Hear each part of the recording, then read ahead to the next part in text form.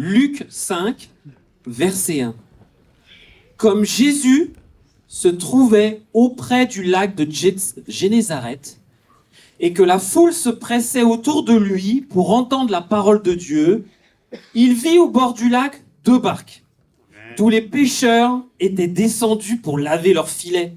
Il monta dans l'une de ces barques, qui était à Simon, et il le pria de s'éloigner un peu de terre. Puis il s'assit, et de la barque, il enseignait la foule. Lorsqu'il eut cessé de parler, il dit à Simon, « Avance en pleines eaux, et jetez vos filets pour pêcher. » Simon lui répondit, « Maître, nous avons travaillé toute la nuit sans rien prendre, mais sur ta parole, je jetterai le filet. » Amen. L'ayant jeté, ils prirent une grande quantité de poissons, et leur filet se rompait.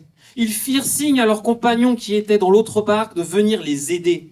Ils vinrent, et ils remplirent les 2 barques au point qu'elles s'enfonçaient. Quand il vit cela, Simon-Pierre tomba aux genoux de Jésus et dit, « Seigneur, retire-toi de moi, parce que je suis un homme pécheur. » Car l'épouvante l'avait saisi, lui et tous ceux qui étaient avec lui à cause de la pêche qu'ils avaient faite. Il en était de même de Jacques et de Jean, fils de Zébédée, les associés de Simon. Alors Jésus dit à Simon, « Ne crains point, désormais tu seras pêcheur d'hommes. » Amen. Et ayant ramené les barques à terre, ils laissèrent tout et le suivirent. Alors j'ai un titre pour l'Église à la pêche. Je sais pas ce que ça vous inspire. Vous dites c'est un peu louche comme titre. Vas-y, Joe. Inspirons-moi, c'est Joe. Quand vous êtes fait baptiser il y a quelques semaines, quelques mois, quelques années, je sais pas à quoi ça correspond, vous avez décidé d'être prêt à tout lâcher. Amen. Il y a qu'un amen. C'est ce qu'on a dit quand on est passé sous l'eau, on a dit bon Dieu, je te laisse tout. J'ai pas envie de tout laisser, mais je vais quand même faire l'effort. Et après, on a été nommé gratuitement. On a une promotion au travail. On était chasseur alpin, médecin, ouvrier. On est devenu pêcheur d'hommes, pêcheur de femmes. Amen. Pas de contrat de travail, pas de rémunération, que dalle, mais c'est notre nouveau métier. Alors, ouais, mais non, ouais, ok, super. Ça, c'est ce qu'on a fait. Et ce matin, j'aimerais vous parler d'un truc qu'on parle pas souvent, parce que ça stresse un peu les gens quand même. C'est la mission. Ah! Rien que le mot déjà, je sais pas comment, soit vous êtes, ouais, super, la mission, soit vous enfoncez dans votre siège, vous dites, oh non, on n'en parle pas trop, etc. Alors déjà, qu'est-ce que c'est que, alors, un passage même qui, des fois on hésite même à le sortir, faites, n'est-ce pas, de toutes les nations des disciples, baptisez-les. Ça c'est la mission. Vous voyez un peu l'idée? Ah, ce passage des fois il nous perturbe un petit peu parce que on l'a tapé un coup de marteau sur notre tête. Maintenant on se dit ah non, ce passage n'existe plus. Mais s'il est là, baptisez Amen. les gens, etc. Alors, on peut discuter sur la définition de qu'est-ce que c'est que la mission. Et puis souvent, on en parle souvent par contre, qu'est-ce que c'est exactement, etc. Alors moi, j'en ai une bonne. C'est un de mes passages préférés. Acte 20, Paul il dit que c'est annoncer la bonne nouvelle de Jésus. Amen. Et sa grâce, on est pardonné. Il offre le pardon, il nous offre une nouvelle vie. C'est un nouveau début de tout. Voilà, ça c'est la mission d'aller proclamer la bonne nouvelle de Jésus. Amen. Et alors, j'ai un petit abonnement. L'église a pris un petit abonnement Canva, donc je me suis lâché. Hop, tac, pim, hop. Comment on fait? Ah, c'était là. Ouais. Et tac, je sais faire un petit tableau, un petit PowerPoint, sympa. La mission. Alors, la mission déjà, ça concerne qui? Pour moi, c'est on va proclamer la bonne nouvelle de Jésus à ceux qui ne marchent pas, qui sont pas prêts à tout lâcher pour Jésus. Ça, pour moi, c'est la mission. C'est ceux qu'on va. Alors, vous allez me dire, oui, mais c'est qui? Bah, évidemment, qui est mon prochain? Qui m'a la, ok? J'ai mis une petite liste qui sert à rien en bas. La famille, les amis, les collègues, les voisins, qu'est-ce qu'il y a d'autre? Même des inconnus, des gens sur l'internet, tout le monde, tout le monde. Et en plus, c'est vachement la top, parce qu'il y a des milliards de gens qui ne suivent pas Jésus. Donc si vous vous dites, c'est où que je peux exercer la mission, il y a de la place. Il y a de la place, on est tranquille. Et en France, il y a des millions de gens qui ont besoin d'entendre la bonne nouvelle de Jésus et sa grâce, n'est-ce pas? Alors, on a du boulot. Et puis, je vous ai mis quelques, pour moi, c'est pas exhaustif évidemment, qu'est-ce que c'est que la mission? Eh bien, alors, je vous en prends 3 exemples. Parler de Jésus, prier et jeûner pour les gens, pour qu'ils accueillent la bonne nouvelle avec un bon cœur, parce que voilà. Je vous en ai mis un qui va vous faire plaisir, c'est donner une carte d'invitation. On en a des nouvelles. Mais comme on a peur, on s'enfuit après. On donne la carte et puis on fait ah ciao, allez, bonne journée. Inviter les gens chez nous, essayer d'avoir une discussion profonde, spirituelle. Il y a plein d'exemples, n'est-ce pas? On a plein. Ça, c'est être dans la mission. Ça vous aide ou du bon? Allez, voilà, ok, on est bon. Ça, c'est bon. Et dans cette histoire de la pêche miraculeuse, j'ai trouvé 3 types de pêcheurs ou 3 zones de pêche. Est-ce que vous avez amené vos... comment ça s'appelle? La canne à pêche, là, okay. Est-ce qu'on est prêt à utiliser notre canne à pêche? Alors, la première zone, dans l'histoire, c'est la terre ferme. C'est ça. Voilà. Là, on est tranquille. Alors ça, c'est un peu le pêcheur du dimanche. C'est-à-dire, il ne pêche pas du lundi au samedi. Il sait pas très bien, d'ailleurs, il se regroupe à gauche. J'ai l'impression qu'ils savent pas trop bien se servir de la canne à pêche. C'est qui utilise, comment on lance. Parfois, on est un peu rouillé parce que on a été des grands pêcheurs dans le passé. Puis maintenant, on sait plus main gauche, main droite, comment je rembobine le truc et tout. C'est un peu la galère. Mais on est hésitant parce qu'on se dit, oula, moi je veux rester au sec. Et le pêcheur du dimanche, en général, c'est pas vrai pour tout le monde évidemment, c'est quelqu'un qui adore l'église. C'est un spécialiste de la communion fraternelle. Il adore le dimanche matin de voir tous les frères et sœurs, tout ça. Parce qu'en fait, c'est un peu un spécialiste, c'est-à-dire c'est un spécialiste de fêtes à terre. Il y a plein de gens, là, vous voyez, ils essayent de porter Jésus, je sais pas comment ils ont fait avec l'IA, tout ça, c'est sympa. Comme moi, peut-être, vous êtes un spécialiste des fêtes entre chrétiens. Hein, c'est-à-dire, on fait beaucoup de fêtes entre chrétiens, mais parfois on perd un peu, on se dit, ah mais il y a la pêche aussi. Mais non, on est spécialiste barbecue. Vous voyez, un peu comme moi. Vous voyez un peu ce pêcheur-là? Mais il adore l'église. Il adore l'église et là, il a cette qualité-là. Ça, c'est la première zone de pêche. Premier pêcheur, je l'ai appelé pêcheur du dimanche, mais bon, c'est pas très joli, mais bon, c'est comme ça. Le deuxième, c'est le pêcheur dans le lagon. C'est passé? Non. Tac. Est-ce que ça donne pas envie d'être pêcheur dans le lagon? Alors ça, c'est sympa, parce qu'en fait, c'est le pêcheur... Alors moi, je suis dans cette catégorie-là. Alors, les catégories, il y en a 3. On les alterne, hein, c'est pas que... Mais moi, le plus souvent, je suis là. C'est-à-dire, je veux bien pêcher. Je suis surtout intéressé, parce que là, on voit dans le bateau, quand il lui dit « Ah bah, Pierre, viens avec moi dans le bateau, écarte un peu le bateau, s'il te plaît. » Et on est avec Jésus, en fait. Donc moi, je suis intéressé. Moi, je monte dans le bateau. Il me dit « Monte dans le bateau, Ludo. » J'y vais. Je veux être avec Jésus. Je veux entendre. On est très attentif à la parole, à ce qu'il dit, etc. Mais c'est pêche confortable. C'est-à-dire, moi, je veux bien pêcher. Typiquement, si on passe un bateau avec la télé et les matchs de foot, je veux bien pêcher un petit peu en même temps, jeter un peu pour voir. Alors, j'ai une mauvaise nouvelle, c'est que dans le lagon, je ne sais pas si vous le savez, mais il y a très peu de poissons comestibles. C'est des jolis poissons, d'ailleurs. Ils sont faits pour notre confort. Ils sont beaux, jaunes, rouges, avec tout ça. Il y a Nemo et tout. Mais on ne bouffe pas Nemo, en fait. Il faut aller loin dans l'eau, en dehors du lagon, pour avoir les poissons comestibles. Donc, en fait, notre pêche, des fois, elle est un peu... c'est pas artificiel, mais c'est pas très efficace, on va dire. Alors ça, c'est la deuxième zone. Et les spécialistes dans ces 2 zones, la terre ferme, et quand il lui dit, bah, mets ton bateau un petit peu en dehors, pour moi, on est des spécialistes, je sais pas pour vous, de l'excuse. C'est-à-dire, Comme vous trouvez, comme Jésus quand il dit aux gens, bah, suivez-moi. On devient des professionnels de l'excuse. Ah, moi j'ai couture, moi j'ai licorne, moi j'ai badminton, il fait pas beau dehors, le train est en grève, je peux pas marcher, c'est trop long, ma voiture est cassée. On a plein d'histoires. Mais je suis un professionnel de l'excuse. Et quand on est dans ces deux zones de pêche, on trouve des excuses pour pas pêcher en fait.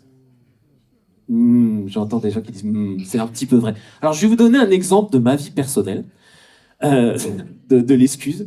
Avec ma femme, quand on a déménagé aux États-Unis à Little Rock en 2020, on s'est dit on va inviter strictement, on va faire comme les témoins de Jéhovah, on va aller à toutes les portes de notre rue pour partager notre foi. Pour dire ah, on est vos voisins et puis bah, et on aimerait bien. Ok. On habitait au 1005. Donc, bon, c'était que des maisons, je vous rassure. Mais bon, il y avait 1000 baraques avant nous. On n'a pas réussi à faire les 1000 baraques, mais bon. Mais là-bas, c'était cool parce que on arrivait, puis limite, on partageait notre foi. Puis là, je disais, je suis pasteur. Le gars, il fait, ah, merci pour votre service, vous êtes génial. Oui, je peux venir à l'église, Dieu est grand, alléluia et tout. Donc ça, c'était facile, en fait. J'avais pas besoin d'utiliser mes excuses. Et puis après, 2023, on revient à Meudon. On garde le même défi dans la rue de Baudreuil à Meudon. Si vous êtes jamais venu chez moi, venez chez moi, c'est bien. Et là, c'est pas du tout le même accueil que j'ai là. Là, c'est pas merci pour votre service, monsieur, d'être pasteur et tout ça. Là, c'est pas le délire. Une fois, il y a mon voisin, on a l'église maison, on chantait trop fort. Et le dimanche après-midi, je le croise, et puis il me dit hey, vous chantez beaucoup. Je fais ouais, c'est l'église, vous voyez, je suis pasteur, là. Il me fait ok. Il rentre chez lui, le gars. Alors ça, et ça, c'est mon voisin de couche. Et je crois qu'à chaque fois que je sors, et puis il est dans sa voiture, il m'évite maintenant. Il se dit, ah non, je parle pas à ce gars-là. Alors ça, c'est l'accueil. Alors donc, je trouve des excuses facilement. Je lui dis, bon, je vais plus lui reparler à lui parce que c'est un peu chaud. Alors donc, on a le défi de parler à tout le monde dans notre rue. Avec ma femme, on descend pour aller voir Bruno et Margot Hinek, pour ceux qui connaissent ma rue. Et puis là, on est à gauche et à droite, je vois un homme qui sort de sa maison. Et je le connais pas. Et là, dans ma tête, je me dis, ah ouais, on a le défi, tu te rappelles, Ludo, t'es pêcheur d'hommes et tout, tu vas être présenté, tu vas dire que t'es le voisin et tout. Un peu dans l'embarras, ok. Et puis là, en fait, j'ai décidé, je vais accélérer. Comme ça, je trace ma route, et puis je vois que le gars, il galère un peu avec sa porte, donc nickel, je trace. On arrive au RER, il y a un grand escalier là, super large et tout. Et là, il y a ma femme américaine, je blague pas, elle se retourne et fait « Bonjour monsieur, nous on est vos voisins !» Alors là, j'ai trouvé l'excuse, j'ai eu une crise de panique, je me suis collé contre la paroi comme ça, j'ai fait oh, mais qu'est-ce qu'elle fait? Elle va pas oser lui parler comme ça dans la rue. Les gens, ils couraient, il y avait des cinquantaines de gens, j'ai essayé d'attraper le RER, elle commence à parler, le gars il se sentait agressé. « Bonjour, alors vous êtes qui? Parce que nous on est voisins, on est au 18 et tout. » Moi, j'étais comme Abraham, c'est pas ma femme. Hein. J'ai rien à faire. Moi, j'étais au bout de ma vie. Je fais non. Et puis après, elle commence à genre, on va partager notre foi et tout. Je fais non, je dis juste qu'on est voisins, c'est bon, ça suffit. Et les gens vont nous entendre et tout. C'était la honte absolue. Moi, j'étais au bout de...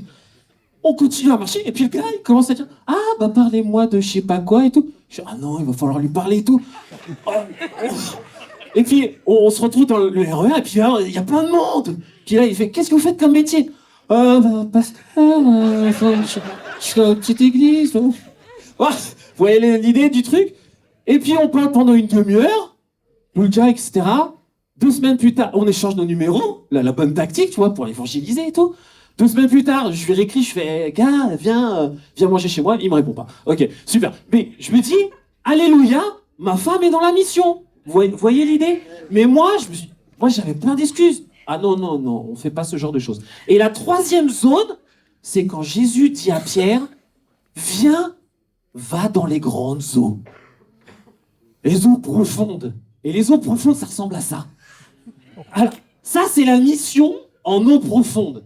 C'est-à-dire que moi, je suis avec ma canne à pêche, tranquille et tout. Non, là, on va et il y a de la vagasse. C'est pas... On n'est pas tranquille et tout. Et le problème de la mission avec le filet, tout ça, quand on va au loin, là, c'est qu'on maîtrise rien. Je sais pas si vous avez noté. Et comme Pierre, c'est-à-dire on envoie nos filets et on maîtrise rien. Même Pierre, il est pêcheur de métier. Et bah non, en fait, c'est l'autre qui est pas pêcheur de métier du tout, qui lui montre, nous, on évangélise, on essaie d'être dans la mission et tout. Et vous avez remarqué, le résultat ne dépend pas de nous du tout. On jette le filet dans l'eau. D'ailleurs, on voit même pas. Dans le lagon, on voit. Je sais pas si vous avez remarqué, on voit vachement bien les poissons. Mais dans la haute mer, on voit rien. Hein. C'est on jette et on prie. Puis peut-être on verra qu'est-ce qui va se passer. Après, je crois qu'on a un autre problème avec la mission, c'est que on se dit toujours, ah ouais, ça va bien se passer. C'est-à-dire, on se dit, ah mais j'ai partagé ma foi, Dieu, tu me donnes un baptême, hein, parce que j'ai fait un effort quand même, s'il te plaît, le baptême. Et là, on s'aperçoit que la plupart, en fait, ils vont pas être baptisés. Et là, c'est un gros coup de... Vous investissez, vous devenez amis, ou c'est votre famille, vous partagez votre foi, et la personne vous dit à la fin, tu sais quoi, je suis pas intéressé en fait de suivre Jésus. Et là, c'est le gars de la gauche, il faut avoir son gilet, là, sa veste d'eau, là, parce qu'on se prend une énorme vague dans la tête, en fait. Et là, moi, ma tentation, c'est de dire, moi, je retourne dans le lagon du. Hein. C'est bon, j'ai partagé, je me suis pris une ou deux vagues dans la tête, merci. Je retourne dans le lagon, voir, j'ai un petit peu peur de l'eau, je retourne sur la terre ferme, c'est vachement plus confortable. La mission, elle est dangereuse, et il y a plein de joie, et il y a plein de peine. Et ça, c'est plus facile à digérer. Quand on est en haute mer, c'est le seul endroit où on voit les miracles de Jésus. Si on reste dans le lagon bord de terre, il n'y a pas de miracle, frère et sœur. Il faut qu'on prenne notre risque d'emmener notre bateau et dire, je vais rester là. Alors, il y a Yannick Lenouan qui se dit, ouais, super, on est en haute mer, génial, il n'y a pas de réseau Internet, pas de 4G, rien, que dalle. Mais nous, les gens normaux, on se dit, ah, non. Ça, c'est difficile. Et puis après, on voit, il y a plein de tempêtes, etc. C'est pas facile. Et Jésus, il nous dit, en plus, je sais pas si vous avez peur de la mer, mais alors moi, à droite, j'aurais très peur. Je sais pas pour vous. Et on se tient au bateau, on fait ce qu'on peut, on va en cale au fond, on essaie de survivre, de pas trop vomir et tout. Et puis, je sais pas si on vous a déjà demandé, vous êtes en train de vomir, et puis quelqu'un vous demande quelque chose. S'il te plaît, va mettre la table. Non, je suis pas dans le bien là. Et Jésus, on est dans le bateau, ça scoute partout, et il nous dit, disciple, serviteur, envoie ton filet. Je fais, mais gars, je suis au milieu de la panique totale, il y a des vagues de partout, et tu me demandes en plus de faire quelque chose. Mais on a juste trouvé la force avec notre cœur. La mission, de toute façon, elle est dans notre cœur, frères et sœurs. Hein. Amen. On se dit, oh punaise, j'ai tellement reçu que je vais essayer de donner quelque chose à quelqu'un d'autre. Et je trouve la force surhumaine, en pleine tempête, d'envoyer mon petit filet. Et des fois, il revient vide. Des fois, il y a un poisson. Des fois, il y a 5 poissons. Des fois, il y a trop de poissons. On n'arrive même plus à s'en occuper des poissons. Et ça, c'est le challenge. Et aussi, en pleine mer, on rencontre le vrai Jésus, on rencontre Dieu, et on voit qu'on n'est pas du tout de la même catégorie. C'est ce qui s'aperçoit, Pierre. Il dit, oh, retire-toi de moi, Jésus, parce que moi, je croyais que... En fait, je croyais qu'on n'avait pas à avoir de poisson, parce que moi, j'ai passé toute la nuit à pêcher, et j'ai pas eu un poisson. Et toi, tu remplis 2 barques, trop de poissons, ça craque les filets. Et là, il se rend compte que nous, on n'est qu'humains, en fait. Nous, on a peur. Nous, on est inquiets de tout. Nous, on veut retourner dans le lagon. On veut regarder la télé. On veut retourner au bord de mer, faire notre barbecue. Et au fond, en pleine mer, il y a Dieu. Amen. Et c'est là qu'on le rencontre, frères et sœurs. Alors, je voulais vous encourager ce matin à essayer d'aller un peu plus loin. Amen. Peut-être vous êtes au bord de mer, éloignez, montez déjà dans le bateau. C'est déjà pas mal. Si vous êtes dans le bateau, essayez de sortir du lagon. Essayez d'aller tester la pleine mer. Et puis, il y a des semaines, on est en pleine mer. Des semaines, on est au bord on est à terre ferme. Il y a une semaine, on est dans une barque pas trop loin du sol. la vie change, mais l'encouragement est le même, frères et sœurs, de devenir pécheurs d'hommes et de femmes, de proclamer la bonne nouvelle et Jésus qui offre sa grâce, frères et sœurs. Les miracles sont au loin, Amen. au-delà de nos peurs, au-delà de nos excuses. En lançant notre filet, Dieu va envoyer des miracles dans nos chemins. Merci de m'avoir écouté. On a un... Non,